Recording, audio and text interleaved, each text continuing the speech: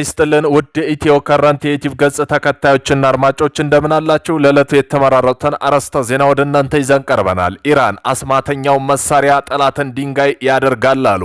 የኢራን አቅም አሁን መገለጥ ጀምሯል። የኢራን ሜጀር ጄኔራል አብዱራሂ ገና አዲስ እስካሁን አልታየም ያሉትን አዲስ ሚስጥራዊ መሳሪያ በቅርቡ ወደ ስራ እንደሚገባ በይፋ አስታውቀዋል።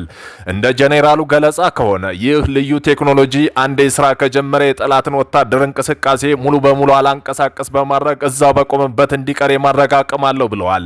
ማንም እኛ ጋር ድርሽ እንዳይል የሚያደርግ ልዩ ቴክኖሎጂ በእጃችን ገብቷል የሚሉት ጄኔራሉ መሳሪያው ምን እንደሆነ እንዴት እንደሚሰራ እስካሁን በሚስጥር ቢይዙትም ጠላት ሜዳ ላይ ወጥቶ እንዳይፈነጭ የሚያደርግ እጅግ ዘመናዊ አቅም መሆኑን ግን በልበ ሙሉነት ተናግረዋል። በዚህም ጉዳይ በዜና ጥንቅራችን አካተናል። ኢራን የአሜሪካን የሰላም ስምምነት ጥያቄ በይፋ ውድቅ ያደረገችው ለምንድን ነው? የጊዜ መግዣ ወይስ ድርድር የሚለው የዜና ጥንቅራችን አካተናል። እገሬዋ ኢራን እኔ ቬንዙዌላ አይደለሁም በማለት ማክሰኞ ኢራን 220 ፓውንድ የጦር ጭንቅላት ያለው ሚሳኤል ቴልአቪቭ ላይ ተኩሳለች። በዚህ ግጭት ውስጥ የዛ አይነት መሳሪያ ከዚህ በፊት ጥቅም ላይ አልዋለም። የጦር መሪው ከኢራን የተለመደውን 520 ፓውንድ ሚሳኤል ያነሰ ነው። ነገር ግን አሁን በቅርብ ጥቃቶች ላይ ከተጠቀሙባቸው የክላስተር ቦምቦች በጣም ትልቁ ነው። ኢራን የቀድሞውን በይፋ ያልታወቀ የኒውክሌር ኃይል ባለቤት ናት። የተወሰነ መረጃ ካዳመጡ በኋላ ኢራን የኒውክሌር ቦምብ እንዳላት በእርግጠኝነት ያምናሉ። ኢራን በዓለም ዙሪያ የታወቀ 440 ኪሎ ግራም 60% የበለጸገ ዩራኒየም አላት። ይህ ወደ 90% ለማበልጸግ ከ1 እስከ 2 ሳምንታት ብቻ ይፈጃል። በዚህ ዩራኒየም ደግሞ ከ10 እስከ 11 የሚሆኑ የጦር አውሮፕላን ወይም አረሮች ዋርሄድ መስራት ይቻላል። ይህ ጦርነት ከተጀመረ ቀድሞውን 24 ሰዓት አልፏል። ለዚህ ጊዜም ዩራኒየም ወደ 90% ማበልጸግ ይቻላል። ደግሞ 60% የበለጸገውን ዩራኒየም ወደ 90 ለማሳደግ ምንም አይነት የምድር ላይ ግንባታ አያስፈልግም። ከ60 ወደ 90 ለማበልጸግ ብዙ ሴንትሪፊዩጅን አይጠቅምም። ኢራን ባለው IR1 IR2M እና IR6 ሴንትሪፊዩጅ ይህን ማድረግ ይችላል። የሚያስፈልገው የሴንትሪፊዩጅ ቅንጅት በድጋሚ ማስተካከል ብቻ ነው።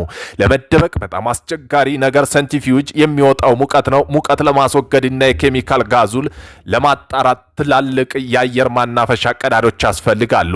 እነዚህ ግን አብዛኛውን ጊዜ ከምድር በላይ እንደ ግንባታ ይታያሉ። ሆኖም በዘመናዊ ምህንድስና እነዚህ እንደ ተራራ ስንጥቆች ወይም እንደ ተራ ዋሻ መግቢያ ማስመሰል ይቻላል። በዚህም ጉዳይ በዜና ጥንቅራችን በሰፊው አካተናል። ቆይታችሁ የምትሰሙት ይሆናል። እንደ እስራኤል ገለጻ ከሆነ ከኢራን 470 ባላስቲክ ሚሳኤል ማስወንጨፊያዎቹ 330 ያህሉ ወድመዋል አለች። በቀጥታ አየር ድብደባ ከግማሽ በላይ ህይወታቸውን ያጡ ሲሆን ሌሎቹ ደግሞ የአካል ጉዳተኛ ሆነዋል። የእስራኤል ኃይሎች ወደ መሿለኪያ የሚገቡበት የመሿለኪያ መግቢያ ላይ ኢላማ አድርገው ነበር። በዚህም ጉዳይ የዜና ጥንቅራችን አካተናል። ቆይታችሁ የምትሰሙት ይሆናል። አሜሪካ የኢራን ደሴቶችን ለመቆጣጠር በዝግጅት ላይ ናት። ኢራን ደግሞ አሜሪካን ሽባ እናደርጋለን ስትል ዝታለች። የኢራን አብዮታዊ ዘብ አዛዥ ለመጨረሻ ጦርነት ዝግጅት መደረጉን አስታውቀው በመካከለኛው ምስራቅ ያለው ውጥረት አሁን ወደማይመለስበት ደረጃ ደርሷል። የአሜሪካ ጦር በሺህ የሚቆጠሩ የሰማይ ላይ ተዋጊዎች 82 ኤንድ ኤርቦርን ዲቪዥን ወደ ቀጠናው ማስገባት የጀመሩ ሲሆን የኢራን ከፍተኛ መሪ ደግሞ አስፈሪ ማስጠንቀቂያ ሰጥተዋል። በዚህም ጉዳይ የዜና ጥንቅራችን አካተናል። ቆይታችሁ ሰሙት ይሆናል። በኢራን አሜሪካ እስራኤል ያለው ግጭት ከመደበኛ ወታደር ኢላማ ወጥቶ ወደ ሲቪል መሰረተ ልማቶች እየተሸጋገረ መሆኑን ዓለም አቀፋዊ ማህበረሰብ በእጅግ አሳስቧል። በዚህም ጉዳይ በዜና ጥንቅራችን አካተናል። እነዚህን የመሳሰሉ አርዕስተ ዜና ወደ እናንተ ይዘን ቀርበናል። ቤተሰብ ለመሆን ላይክ፣ ሸር፣ ሰብስክራይብ ማድረገውን እንዳይረሱ። ወደ መጀመሪያ ዜና ትንታኔያችን ስናል የእስራኤል ጦር ከኢራን 470 ባላስቲክ ሚሳኤል ማስወንጨፊያዎቹ 330 ያህሉን አውድሚያቸዋለሁ ብላ ገለጸች። በቀጥታ አየር ድብደባ ከግማሽ በላይ የሚሆኑትን ህይወታቸውን ያጡ ሲሆኑ ሌሎቹ ደግሞ በአካል ጉዳተኛ ሆነው የእስራኤል ኃይሎች ወደ መሿለኪያ የሚገቡበትን የመሿለኪያ መግቢያዎች ላይ ኢላማ አድርገው ነበር አለች። እንደ እስራኤል አየር ኃይል ገለጻ እስካሁን 140 የሚጠጉ ላውንቸር ቀርተዋል። በውጤትም የሚተኮሱ ሚሳኤል ቁጥር በከፍተኛ ሁኔታ ቀንሷል። መጀመሪያውን ቀን 90 ከነበሩት አሁን በቀን ወደ 10 ገደማ ነው። የአሜሪካ የደህንነት ተቋም CIA እና የእስራኤሉ ሞሳድ የኢራን አዲሱ ጠቅላይ መሪ ሙትጃቢን ካቢኔ ያሉበት ሁኔታ ለማወቅ እጅግ ጥብቅና ሰፊ የሆነ የደህንነት ክትትል እያደረጉ መሆኑን ዋሽንግተን ፖስት እና ታይምስ ኦፍ እስራኤል ዘግበዋል። CIA እና ሞሳድ በመላው ቴህራን የሚገኙ ከመሬት በታች ያሉ ኢላማዊ በከፍተኛ ጥራት የሚቀርጹ ሳተላይቶች እየተከታተሉ ነው። በተለይ መሪው ተደብቀውባቸዋል ተብሎ የሚጠረጠሩ አካባቢዎች ያለውን የሰው እንቅስቃሴና የሕክምና መሳሪያ ዝውውር በሰከንድ ልዩነት እየመረመረ እንደሚገኝ ዘገባዎች ጠቁመዋል።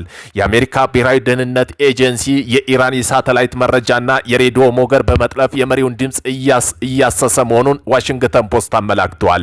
ሙትጃቢን ካሚልን በአጭር የሬዲዮ ግንኙነት እንኳ ቢናገሩ የስለላ ተቋም የድምፅ አድራሻ ቮይስ ፕሪንት ለይቶ የሚያውቅ አርቲፊሻል ኢንተለጀንስ በመጠቀም መሪው የት እንዳሉና በምን ሁኔታ የጤና ሁኔታ እንደሚገኙ ለማወቅ ጥረት እያደረጉ ነው።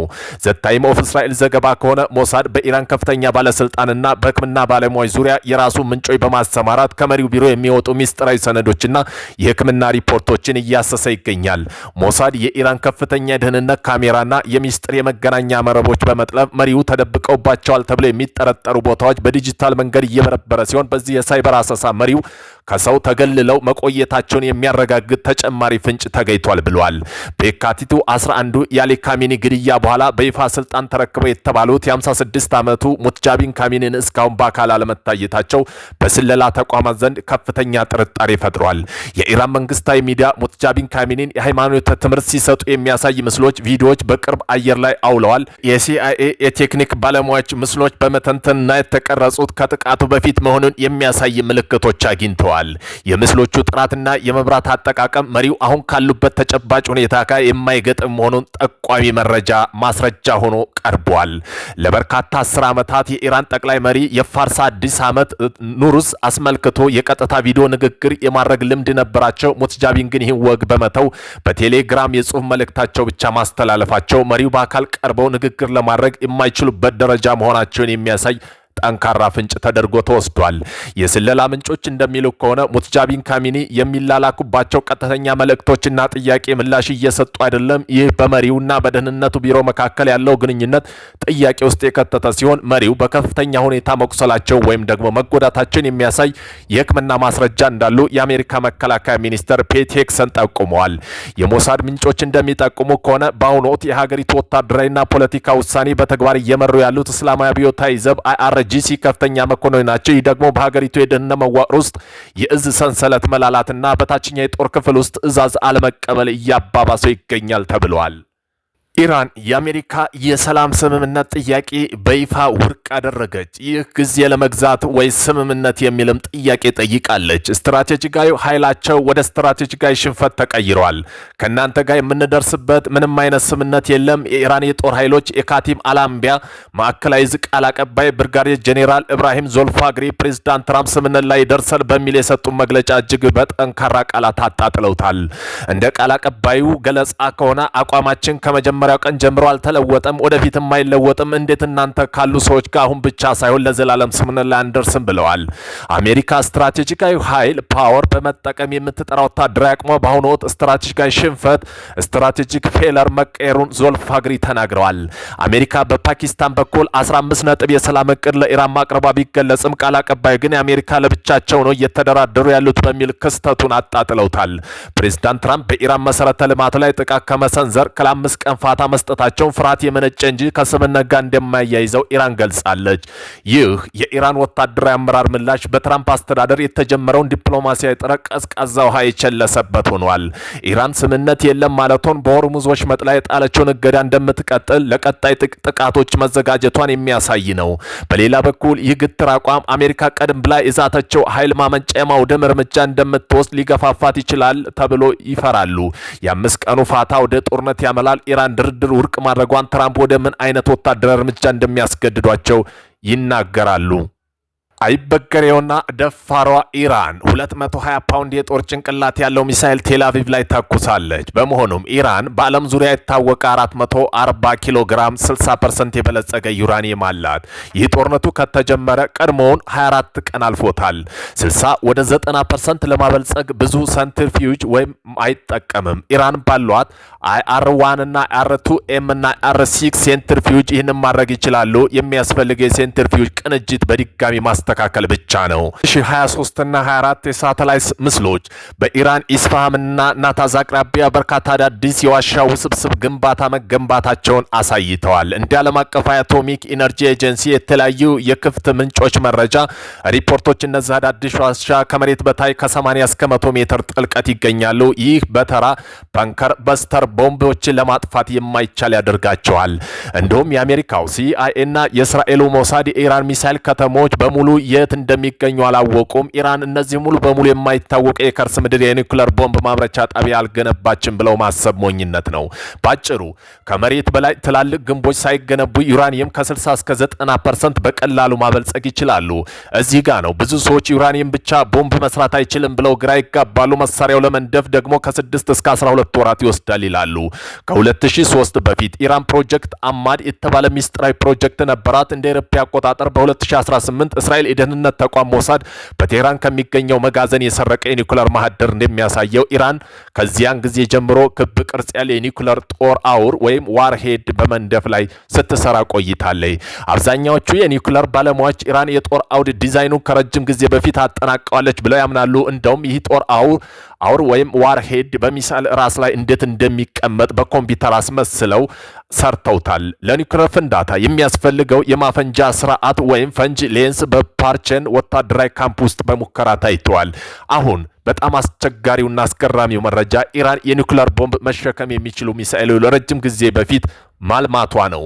የኢራን ካይበርና ፋታህ ሚሳኤሎች የኒውክሌር ጦር አውሮችን የመሸከም አቅም አላቸው። ፋታህቱ ሃይፐርሶኒክ ሚሳኤል ደግሞ በዓለም ላይ የትኛውም አየር መከላከያ ሊያከሽፈው እንደማይችል በተግባር ተረጋግጧል።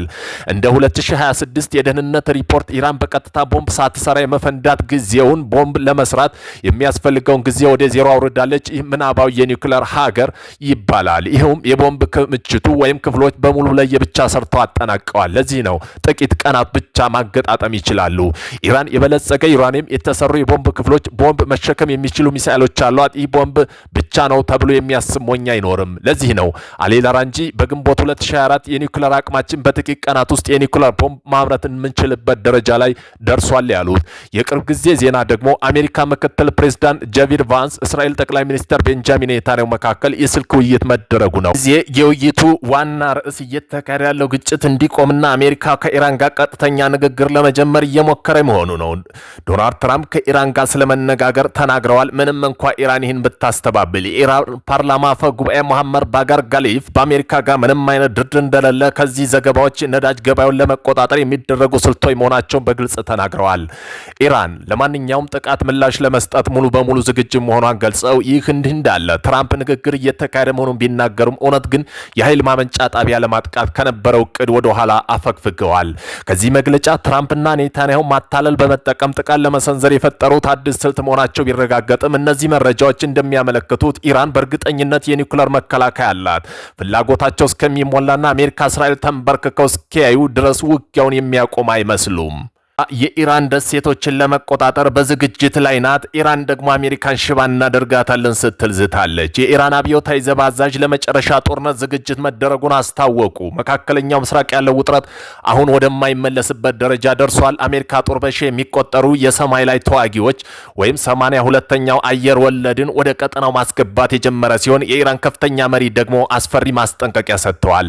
የቅርብ ጊዜ ዋና ወታደራዊ እንቅስቃሴ የአሜሪካ ጦር በሆርሙዝ ወሽመጥ የሚገኙት ቱምቢና አቡ ሙሳ የተሰኙትን ስልታዊ የኢራን ደሴቶች በኃይል ለመያዝ ኦፕሬሽን መጀመራቸው ተዘግቧል። ይህ ካርግ የተሰኘው የነዳጅ ደሴት ላለመምታት እንደ መለዋወጫ ሊያገለግል እንደሚችል ታውቋል። የልዩ ኃይል ዘመቻ የዩኤስ ዴልታ ፎርስ በኢስፋሃን የሚገኝ የኢራን የኒውክሌር ማዕከል ለመቆጣጠር የበለጸገ ዩራኒየም ለማስወጣት የሚያስችል ዝግጅት እያደረጉ መሆኑ ተናግረዋል። ለዚህም ሲባል ዘመናዊ ሄሊኮፕተር ወደ ቀጠናው ገብተዋል። የኢራን አብዮታዊ ዘብ አዛዥ ሙህሲን ረዚ ትራምፕ መሰረተ ልማቶች ከነካ አጸፋው አይን ፋንታ ራስ እጅ እግርን ይሆናል፣ አሜሪካ ሽባ እናደርጋታለን ሲል እጅግ ጠንካራ ዛቻ ሰንዝረዋል። ጠቅላይ ሚኒስትር ቤንጃሚን ኔታንያሁ የካቢኔ አባላት በአስቸኳይ ስልክ ምክክር ጠርተው ስብሰባ አሜሪካ ኢራን ድርድር እንዲሁም ከሚቀጥለው ወታደራዊ እርምጃ ጋር የተያዘ እንደሆነ ይገመታል። ይህ የአሜሪካ ወታደራዊ ዝርጋታ ትራምፕ ለ5 ቀን የሰጡትን ፋታ ዲፕሎማሲያዊ ሳይሆን ኢራንን በሁሉም አቅጣጫ ለመክበብ ቁልፍ የኒውክሌር ይዞታ ለመቆጣጠር የታሰበ የጦርነት ስልት መሆኑን ፍንጭ ይሰጣል። ኢራን በበኩሏ ሽባ እናደርጋለን ማለቷ ጥረቷን በክልሉ የሚገኙ የአሜሪካ ጦር ሰፈሮች፣ የነዳጅ መስመሮች ላይ መጠነ ሰፊ ጥቃት ለመሰንዘር መዘጋጀቷን ያሳያል። የመጨረሻው ሰዓት ደረሰ። ኢራን ፋታህቱ የተሰኘው አዲስ ሚሳኤል በይፋ ዓለምን አሳይታለች። እንደ ተራው ሚሳኤል አይደለም። ደረቅ ነዳጅ ሶሊድ ፊውል ግፊት የሚነሳ ሲሆን ከድምፅ ፍጥነት 15 እጥፍ በላይ በመሆኑ እጅግ አስገራሚ ፍጥነት ወደ ከባቢው አየር ጠርዝ ይተኮሳል። ከዚህ አካሄድ ይለወጣል። ተተኳሽ ሞተር ይለቀቅና ሃይፐርሶኒክ ግላይድ ወይም ቪክትን የተሰኘው የክፍል የጦር አውሪያ ወይም ዋርሄድ ተረክቦ ወደ ታች ይዞት ይወርዳል። ነገሩ አስቸጋሪ የሚሆነው እዚህ ጋር ነው። ሚሳኤሉ ዝም ብሎ ቀጥ ብሎ አይወርድም። በአየር ላይ እየተንሸራተተ አቅጣጫውን ያስተካክላል። ከ12 እስከ 30 ኪሎ ሜትር ከፍታ ላይ የበረረ ድንገተኛ የመጨረሻው ሰከንድ እርምጃ ተርን ይወስዳል። ፍጥነቱ ከ5 እስከ 20 በሰዓት 17900 ኪሎ ሜትር ይደርሳል። ይህ በፍጥነት እንደ አይረን ዶም ወይም አሮው እና ዴቪድ ስሊንግ ያሉት የመከላከያ ስርዓቶች ምላሽ ለመስጠት እንኳ ጊዜ አያገኙም። ስለዚህ ፈጣን ብቻ ሳይሆን በአየር ላይ የሚዘዋወር ነው። ይህ ጥምረት ደግሞ እሱን ለመክታት እጅግ አስቸጋሪ ያደርገዋል። ይህ መሳሪያ ኢራን እንደምትለው በትክክል የሚሰራ ከሆነ አሁን ያሉት የአየር መከላከያ ግንባታ ትርጉም አልባ የሚያደርገው ነው። በኢራንና አሜሪካ እስራኤል ያለው ግጭት ከመደበኛ ወታደራዊ ዓላማ ወጥቶ ወደ ሲቪል መሰረተ ልማቶች እየተሸጋገረ መሆኑን ዓለም አቀፋዊ ማህበረሰብ እጅግ አሳስቧል። በቅርቡ የወጡ ዘገባ እንደሚያመለክተው በኢራን አሜሪካ እስራኤል መካከል ያለው ውጥረት እጅግ አሳሳቢ ደረጃ ላይ ደርሰዋል። መካከለኛው ምስራቅ ቀጠና ወደ የውሃ ጦርነት ሊያስገባ የሚችል ከፍተኛ ስጋት መኖሩን የተባበሩት መንግስታት ድርጅት ባለስልጣን አስጠንቅቀዋል። የተባበሩት መንግስታት ድርጅት የሳይንስ ሊቅና ባለስልጣን ኬቪን ማዲ እንደገለጹት ኢራን የሚቀጥሉት ጥቂት ቀናት ውስጥ በባህር ሰላጤው ሀገራት የሚገኘው የጨው ውሃ ማጣሪያ ላይ የኢነርጂ ተቋማት ላይ ጥቃት ለመፈጸም እየተዘጋጀች ነው። ይህ ድርጊት ደግሞ ቀጠናው ወደ ከፋ የውሃ ቀውስ ሊከተው እንደሚችል አስጠንቅቀዋል። ይህ አዲስ ውጥረት የተቀሰቀሰ የአሜሪካ ፕሬዝዳንት ዶናልድ ትራምፕ ኢራን በ48 ሰዓት የሆርሙዝ ሰርጥ ለንግድ መርከቦች ክፍት ካላደረገች ኢራን የኤሌክትሪክ ኃይል ማመንጫ ደመስሳለሁ ብለው ካስፈራሩ በኋላ ነው። ትራምፕም ለኢራን ማስጠንቀቂያ በሰጠችው ምላሽ የኤሌክትሪክ ማመንጫ ከተጠቁ በምላሹ አካባቢ የሚገኙ የአሜሪካ አጋሮች ውሃ ማጣሪያ ጣቢያ፣ ኢነርጂ ተቋማትና ኢንፎርሜሽን ቴክኖሎጂ መሰረተ ልማት ጥቃት እንደምትሰነዝር ዝታለች። የኢራን ፓርላማ አፈ ጉባኤ መሐመድ ባቄር ጋሊፍ ጥቃቱ ከተፈጸመ በአካባቢው መሰረተ ልማት ሊጠገኑ በማይችሉ መልኩ ይወርማሉ ብለዋል። ካዲፍ ማዲኒ እንዳሉ ከሆነ በዚህ ምክንያት ሊከሰት የሚችሉ ጉዳት ከፍተኛ ነው። በዚህም ውስጥ አንዱ የመጠጥ ውሃ እጥረት እንደ ባህሪን፣ ኳታር፣ ኩዌት ያሉ ሀገራት ለመጠጥ ውሃ ብቻ ሙሉ ማለት ይቻላል ማጣሪያቸው ጥገኛ በመሆኑ ጥቃቱ በሚሊዮን የሚቆጠሩ ሰዎች ለከፍተኛ ጥምና ስደት ሊያደርግ ይችላል። ሌላኛው ዓለማችን የምትጋፈጠው እውነተኛ ኢኮኖሚ ቀውስ ሲሆን የሆርሙዝ ሰርጥ መዘጋት በነዳጅ ተቋማት የሚሰነዘሩ ጥቃት የዓለም ነዳጅና የጋዝ ዋጋ በእጅጉ ንረት ሊያስከትል ይችላል። ኬቭ ማዲኒ ማብራሪያ የከባቢው ብክለት ዓለምን የሚያሰጋ ሌላው አደጋ ነው። ቀደም ሲል በኢራን የነዳጅ ማከማቻ ላይ በተሰነዘሩ ጥቃቶች ምክንያት መርዛማ ጥቁር ዝናብ መዝነቡን የተባበሩት መንግስታት ድርጅት ጤና ድርጅት አስታውቋል። ፎክስ ኒውስ ባስነበበው ዘገባ ግጭቱ በአጠቃላይ ሲታይ ከመደበኛ ወታደራዊ ኢላማ ወጥቶ ወደ ሲቪል መሰረተ ልማቶች፣ ውሃና መብራት እየተሸጋገረ መሆኑን ዓለም አቀፋዊ ማህበረሰብ እጅግ አሳስበዋል።